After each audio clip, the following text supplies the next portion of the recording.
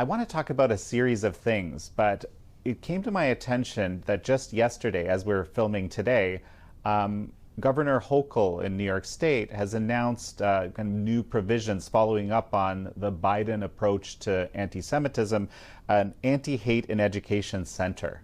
And I just wanted to get your thoughts on this.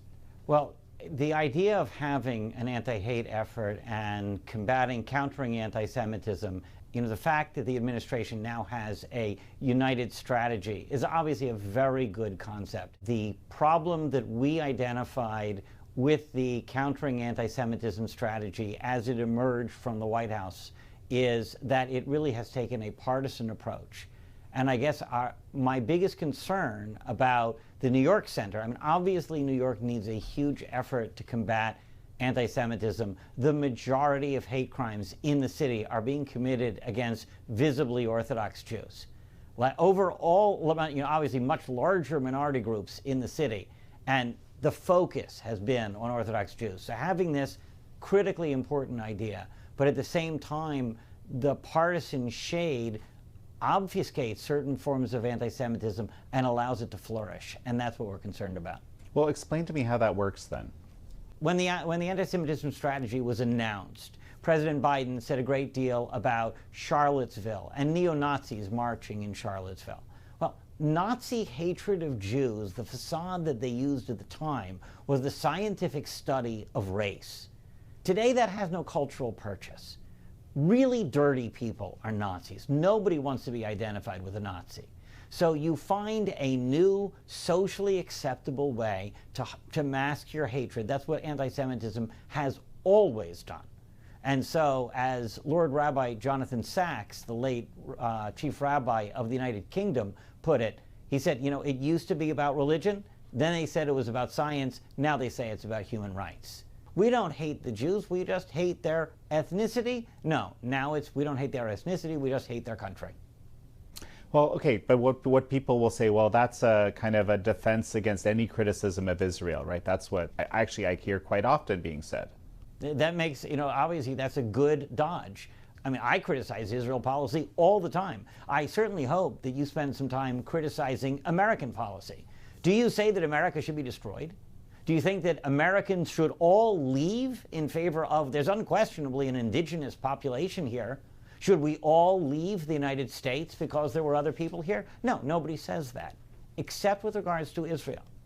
I call it the Promised Land paradox. Everyone knows what the Promised Land is, where the Promised Land is. Everyone understands its centrality in the Jewish religion.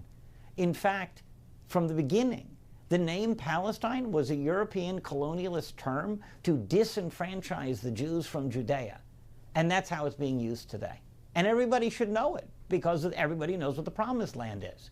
And yet they say, oh no, it's Palestine. And Arabs who come from Arabia are the new indigenous Palestinians, when for 2,000 years a Palestinian was a Jew.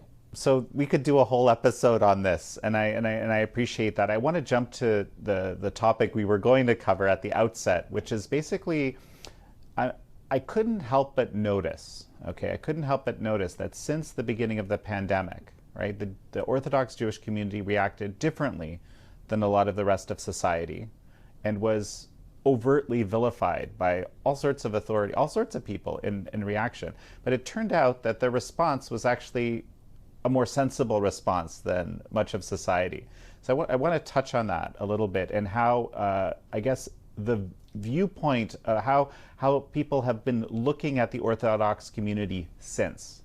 I think that's really important. And, this plays right into that conversation about an anti-hate center that may or may not focus on the ways that the state government itself treated the Orthodox community with a double standard during the Cuomo administration, to the point where his chief medical director admitted that the Cuomo administration was drawing red lines and saying, oh, these neighborhoods are unsafe and these neighborhoods are safe. And they said they were doing it for political reasons. The numbers couldn't prove it. And those politically drawn lines just happened to demonize Orthodox communities. That's the sort of thing that, that we're looking at. People think that the Orthodox community is a monolith. It's clearly not. I'm from Baltimore. So my son, who at the time was living in Brooklyn, made a reception, the typical reception after the birth of a baby boy. We meet in the synagogue, and I'm sitting there in my mask. This was pre-vaccination, and I'm from Baltimore, and we're all wearing masks. And whenever somebody would sit within 6 feet of me, I would say, would you please wear a mask? And every one of them said to me, I already had it. Their community in New York, not in Baltimore, but the community in New York had been there and done that. And they all knew it. So they wanted to gather in synagogues. They wanted to reopen schools. And government was saying, no, no, no, you can't do this, you can't do this. And they were all like, we've all had it. The one guy who sat near me, who didn't say, I had it, said, I cared for my sick uncle all through his COVID, and I never caught it from him. I seem to have an immunity. If he ever had it or developed antibodies, he never felt it.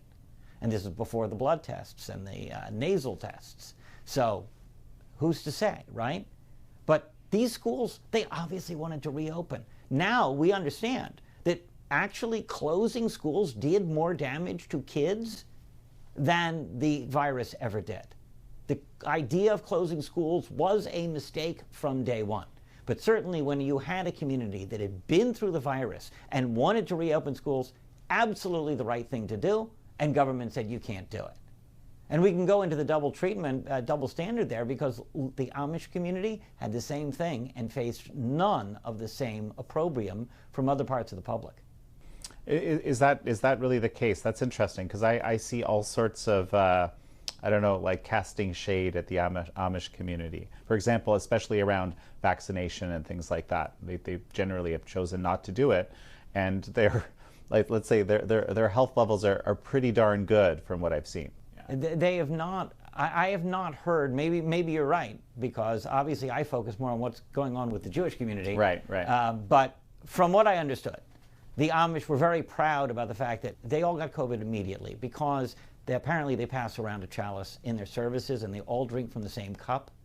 So if one guy had COVID, by the end of the service, everybody had COVID, and brought it home, gave it to their family, and that's it. They went through COVID and they were done. And they weren't wearing masks, and their schools were open, and they were back to work. And from what I understood, especially I guess because they're not intermingled the same way on the same streets of Brooklyn, therefore they didn't face that kind of blowback. And interesting, just a vignette from my son, that he used to drive around in his car alone and get ugly stares. He's alone in his car. He's not wearing a mask, and he's getting ugly stares. Like, are you supposed to wear a mask when you're alone in your car? It was crazy. And then he hung a mask from his rearview mirror, and the stares stopped. It was a virtue signaling.